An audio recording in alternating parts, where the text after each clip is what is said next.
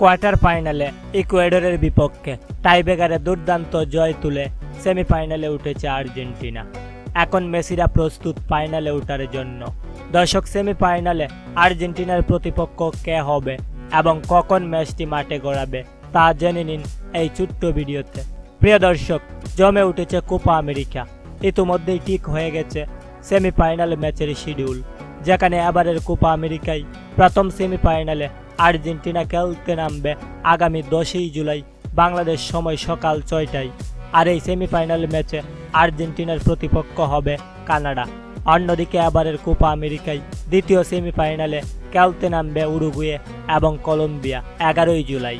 এই দুই সেমিফাইনাল থেকে দুই দল উঠবে ফাইনালে। আর্জেন্টিনা ফাইনালে উঠতে মরিয়া হয়ে উঠেছে, আর তাই তো অনুশীলনে গাম জড়াচ্ছেন লিওনেল মেসিরা।